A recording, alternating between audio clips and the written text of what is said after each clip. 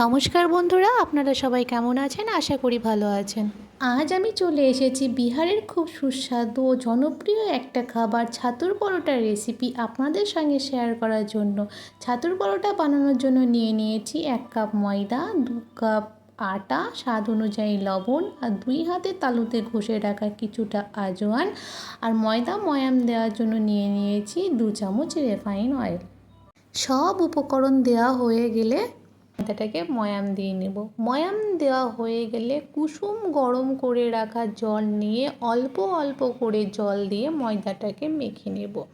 ময়দাটা বেশ নরম করে মেখে নেব, শক্ত করে মাখলে হবে না। ময়দা মাখা হয়ে গেলে 10 মিনিট রেস্টে রেখে দিয়ে এবার আমি ছাতুর পুরটা বানিয়ে নেব। ছাতুর পুর বানানোর জন্য নিয়ে নিয়েছি 1 কাপ ছোলার ছাতু, পেঁয়াজ কুচি, আদা কুচি, রসুন কুচি, লঙ্কা কুচি, ধনেপাতা কুচি, আদা কুচি। লঙ্কাটা আপনারা আপনাদের স্বাদ অনুযায়ী দেবেন। দেব লবণ আর হাফ চামচ লেবুর রস। বিহারের পরোটা সুস্বাদুর প্রধান কারণ দিয়ে দেব এবার আচারের নরম অংশ। সব কিছু উপকরণ দেওয়া হয়ে গেলে এবার সব ভালো করে মেখে রেডি করে নেব ছাতুর পুর। আপনাদের কাছে যদি কোনো আচার না থাকে তাহলে আপনারা আমচুরের পাউডার ব্যবহার করতে পারেন। আমচুরের পাউডার যদি না থাকে তাহলে বেশ কিছুটা বেশি পরিমাণে লেবুর রস দেবেন।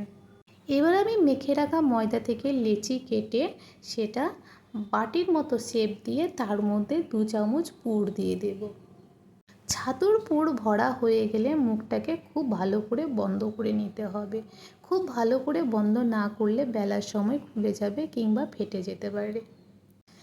এইভাবে আমি একে একে সবগুলো লেচির মধ্যে পুর ভরিয়ে রেডি করে নেব। বন্ধুরা, আমার যদি প্রতিটা ভিডিও আপনাদের ভালো লাগে আপনারা একটু ভালোবাসা দিয়ে আমার পাশে থাকবেন।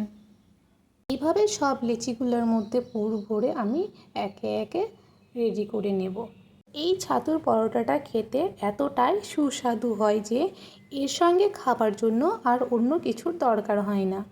এই পরোটা এমনিই খাওয়া যায়। বন্ধুরা, আপনারা সকালের জলখাবারে কিংবা রাতের ডিনারে কিংবা বাচ্চাদের স্কুলের টিফিনেও এই পরোটা তৈরি করে দিতে পারেন। এই পরোটা সবার খুব পছন্দ হবে। এই পরোটাটা যতটাই নরম হয় ঠিক ততটাই সুস্বাদু হয়। আমি একটা লেচি নিয়ে বেলে নিয়েছি, খুব মোটাও না খুব পাতলাও না, থেকে একদম মিডিয়াম সাইজের একটা পরোটা বেলে নিয়েছি। এবার ওভেনের ওপর তাওয়া বসিয়ে গরম করে তার ওপর দিয়ে এপিঠ ওপিঠ ভালো করে সেঁকে নেব। 2 পিঠ ভালো করে সেঁকা হয়ে গেলে রিফাইন তেল দিয়ে ভেজে নেব। আপনারা রিফাইন তেলের পরিবর্তে ঘি দিয়েও ভেজে নিতে পারেন। তেল ছড়িয়ে 2 পিঠ খুব সুন্দর করে ভেজে নিয়েছি। এবার ভাজা হয়ে গেছে, আমি নামিয়ে নেব। এইভাবে আমি একে একে সব পরোটাগুলো রেডি করে নেব।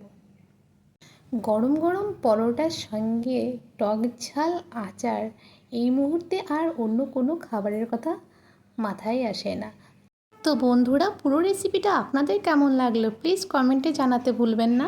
আপনারা অবশ্যই একবার বাড়িতে বানাবেন এই বিখ্যাত ছাতুর পরোটা। এবার টেস্টের মশাই টেস্ট করছেন, আমি অপেক্ষায় রইলাম। টেস্টটা মনে পড়ছে তোমার? কোথায় যেন খেয়েছিলে? বিহারে ঠিক এরকম পরোটা খেয়েছিলাম। সেটা মনে হয় 2000 সম্ভবত 14। দেখো দেখো একটু টেস্ট করে দেখো।